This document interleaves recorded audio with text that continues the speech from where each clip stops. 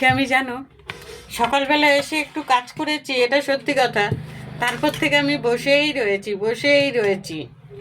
দিদি যে হাতক বললো তরকারি দেবে, ওই জন্য আমাকে তাহলে রান্নাটা করতে হলো না। তাহলে আজকে আমি একটু রান্নার আরাম পেলাম। রাতে অবশ্য করতে হবে। দিদি বলেছিল রাতে কটা ভাত নিয়ে যাস, মাছের ঝোল দিয়ে খাবি। আমি একটা জিনিস দেখলাম, সেই রাতে আমি ভাত খেতে পারি না, তারপরে ভাত ঠান্ডা হয়ে যায়। ওই জন্য আমি ঠিক করলাম যে না, দিনেই খাবো।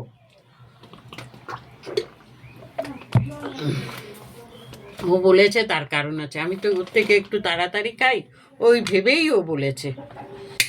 অনেক দিন পর যেন ওর হাতে রান্না খাচ্ছি, অনেক দিন প্রায় 6 মাস পর ওর হাতে রান্না খাচ্ছি। ওর রান্নাও খুব ভালো হয়। আমরা বোনেরা, দিদির মেয়েরা, আমরা হচ্ছে রান্নায় পরিপাটি খুব। আমরা রান্না করতে খুব ভালো পছন্দ করি।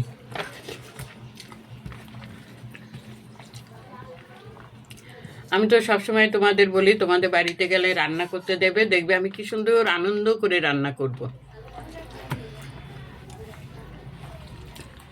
ডালটা খুব ভালো হয়েছে।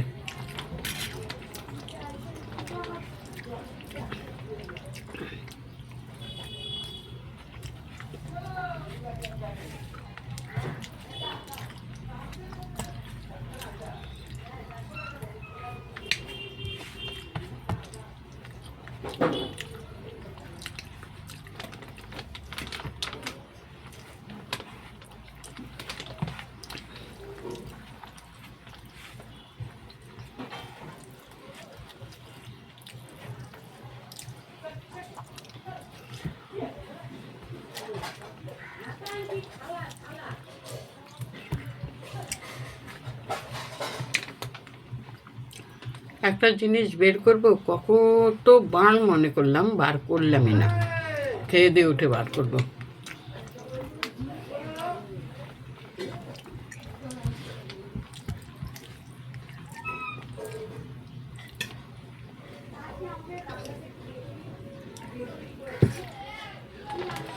মা নেই।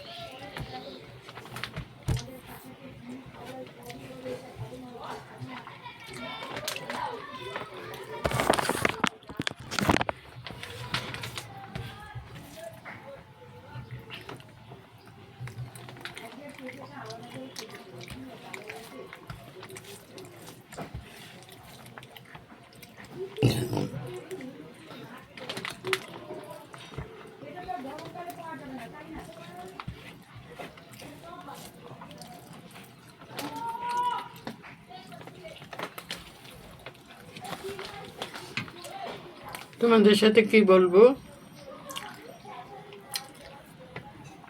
কিছু আমি বলতে পারছি না। ঠিক আছে,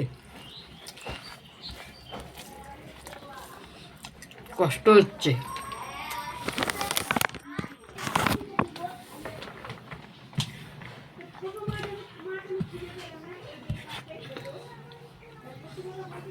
মাছের পিসটা দেখেছো? বাবা কি গরম।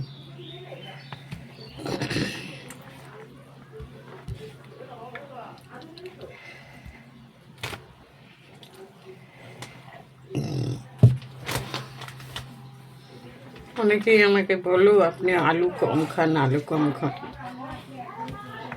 তোমরা বিশ্বাস করো, আমি কিন্তু আলু খুব কমই খাই। কত সময় আমি তরকারিতে আলুই দিই না, আর আলু দিলে 1 পিসের বেশি 2 পিসের বেশি দেই না।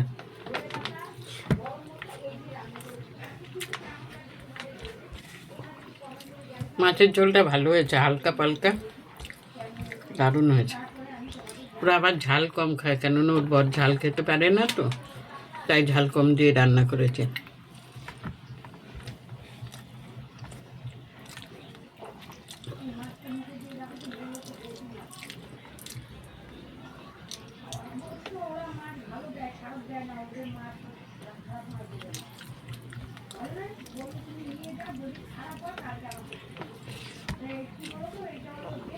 মাছটা খুব ভালো। আমরা যাদের থেকে মাছ নিই না, তারা বাজারের সেরা মাছ বিক্রি করে।